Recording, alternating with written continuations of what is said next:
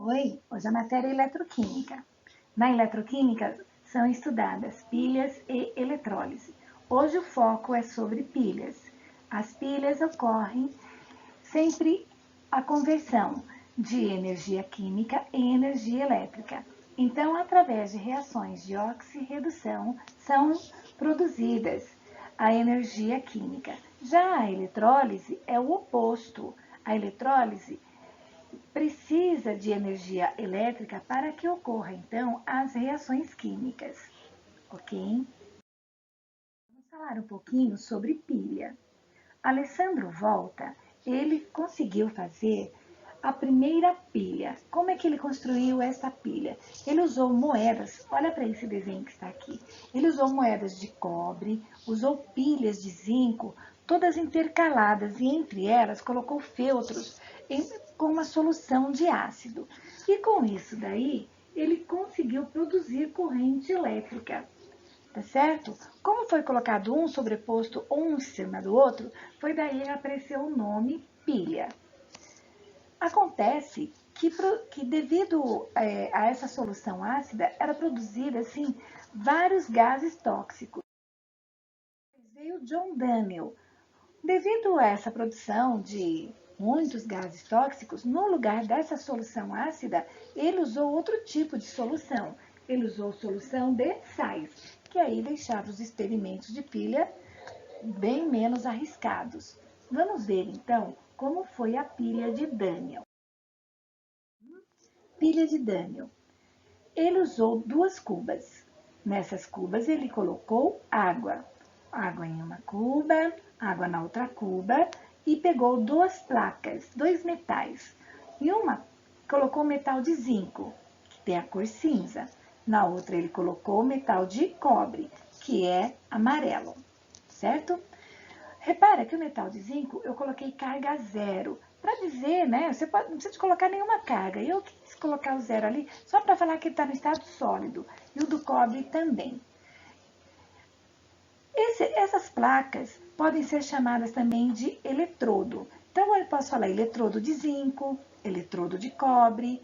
E esse conjunto todo também pode ser chamado de semicela. Semicela, né? De zinco, semicela de cobre. Tudo bem? Eles serão unidos por um fio. E nesse fio, a gente pode colocar uma lâmpada, se ela acender, porque está ocorrendo passagem de corrente elétrica. Também a gente pode colocar um voltímetro. Esse voltímetro vai fornecer, né, a passagem de corrente elétrica. Ainda vai medir a DDP da pilha, a voltagem da pilha. Certo? Aonde está mergulhada o metalzinho de cobre, a gente vai colocar o sal de cobre. Aliás, é um sal muito bonito. Ele parece o sal grosso, mas ele é de cor azul. Então, é lógico que na hora que você coloca esse sal na água, a água vai ficar azul. Na outra, a gente coloca um sal, que é o sulfato de zinco.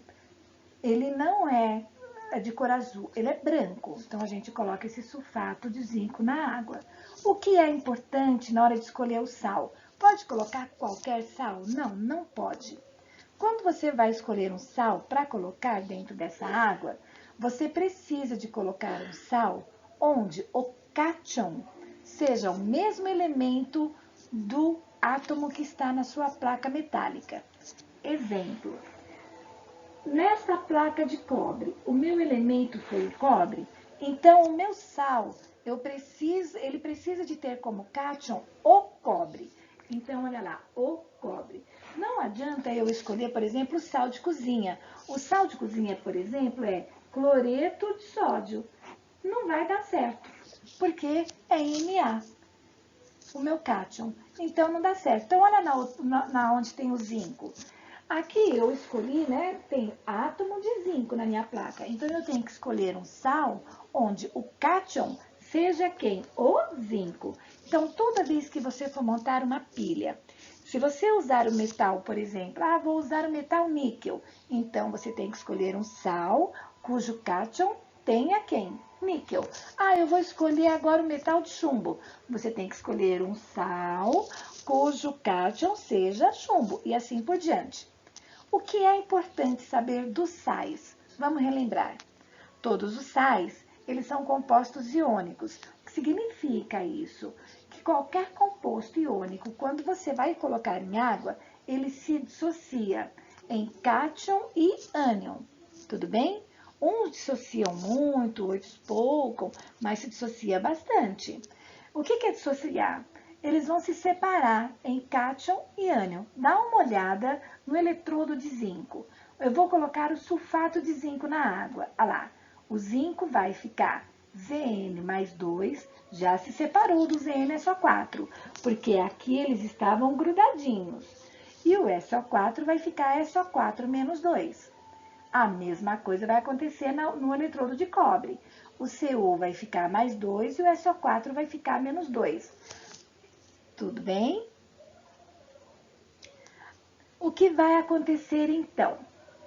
Agora eu vou pegar um tubo de vidro, de vidro encurvado em U, e vou fazer uma solução saturada, salgada. Eu vou pegar o cloreto de potássio, que é um outro sal, e vou fazer uma solução saturada. Solução saturada, aí eu pegar assim, pego água, ponho bastante cloreto de potássio lá dentro, dissolvo bastante, aí eu vou ver que vai formar um corpo de fundo embaixo. Eu não vou pegar aquele corpo de fundo embaixo, eu vou pegar só o líquido que sobrou em cima, aquela solução que está em cima. Vou colocar tudo dentro desse tubo de ensaio que está encurvado e na hora de virar o tubo, para que não caia lá dentro, eu vou colocar o que embaixo? Eu vou colocar algodão. Dá uma olhadinha que eu coloquei aqui, ó, algodão. Senão, na hora que eu encurvar ali, vai cair tudo a minha solução dentro da cuba. Assim que você coloca essa ponte salina aí, na hora que você coloca, se você olhar para a lâmpada, pá, ela acende. Se você olhar para o voltímetro, pá, ele acusa passagem de corrente elétrica. Ele já vai medindo ali que está passando corrente elétrica. Repara que você não ligou nada em tomada nenhuma. Espontaneamente, a pilha está funcionando. Do nada, só tem água, sal, metal e ali está tendo corrente elétrica. Se aquela lâmpada está acendendo, é porque com certeza está passando elétrons ali. Corrente elétrica, está passando elétron. E o elétron está saindo, sabe de onde? Do zinco. Os elétrons estão saindo daquele lado ali. Como que os elétrons podem estar saindo dali? De onde ele está brotando? Como ele está aparecendo ali? Vamos ver o que está acontecendo com a placa de zinco. Bom, se você ficar prestando atenção durante um certo tempo na placa de zinco, olha no fundinho, olha no finalzinho da placa de zinco. Com o passar do tempo, a placa de zinco começa a ficar corroída. Ele começa a ficar corroída. Dá uma olhada para a placa de cobre.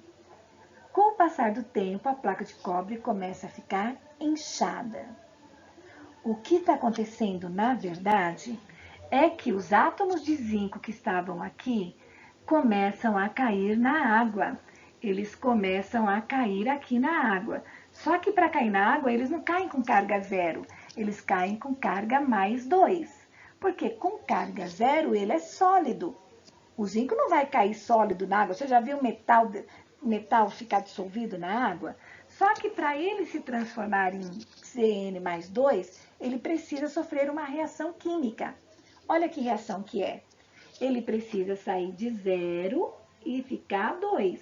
E para essa reação acontecer, ele precisa de sair de dentro dele 2 elétrons. E onde ficam esses elétrons? Esses elétrons não caem na água. Enquanto o zinco cai na água, os elétrons ficam na placa. E esses elétrons começam a andar. Eles começam a subir na placa e eles vão andando, porque elétrons percorrem somente pelos fios. Aí os elétrons percorrem pelo fio, certo? E os elétrons são negativos. E quando os elétrons passam aqui, eles dão de cara com esse cobre. Só que esse cobre que ele vê aqui, ele é metal. Detalhe, metal não ganha elétrons. O metal, ele perde elétrons. Então, os elétrons continuam andando pela placa metálica até chegar aqui embaixo. Quando chega aqui embaixo fica negativo. E dentro desta água existem esses cobres positivos. Ah, mas de onde é que vieram esses cobres positivos? Vieram desse sal. Aí os cobres positivos começam a ser atraídos para esta placa. Olha o que vai acontecer. O cobre positivo começa, então, vai chegando perto da placa, ganha aqueles elétrons e eles ficam com carga zero. Nossa, quando eles ficam com carga zero, olha o que ele se transforma em metal. E o que parece então é que essa placa aqui começa a ficar inchada. E a solução, que era azul, ela parece que vai perdendo a cor. Ela vai ficando cada vez mais clara. Por que ela vai ficando mais clara? Porque quem dava a coloração azul era esse cobre aqui, era o cobre mais 2. Esse cobre mais 2 é que dava a coloração azul. Como ele está saindo da solução e está grudando na placa, então a solução vai perdendo aquela coloração azul. O que é que vai acontecendo com o tempo? Qual o motivo da ponte salina? Porque, com o passar do tempo, se não tivesse essa ponte salina aí, a pilha ia parar de funcionar. Sabe por quê? Porque aqui dentro dessa solução ia ficar um monte de zinco mais 2. Um monte. De onde é esse zinco mais 2 mesmo? Eram esses zincos que estariam aqui, que iriam caindo na solução. Aí esse zinco aqui, que está na solução, eles são positivos. Então essa solução aqui de zinco ia ficar assim, muito positiva.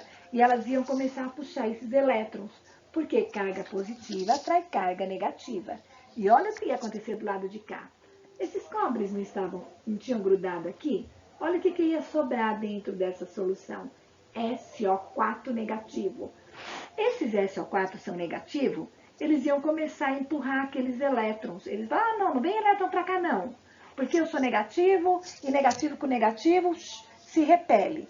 Então aqui, os elétrons, eles não iam conseguir ficar andando de um lado para o outro.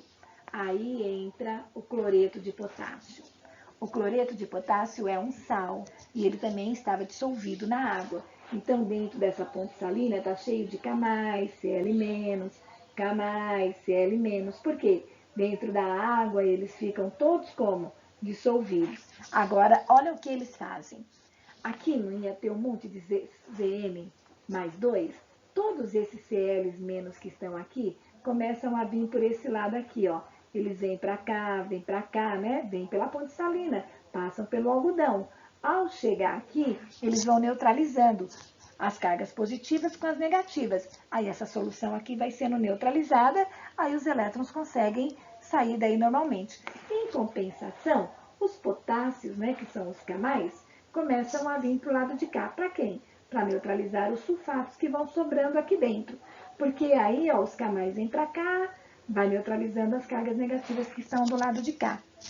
Aí o fluxo de elétrons fica numa boa. Então, a ponte salina, o que ela faz? Ela transporta, né?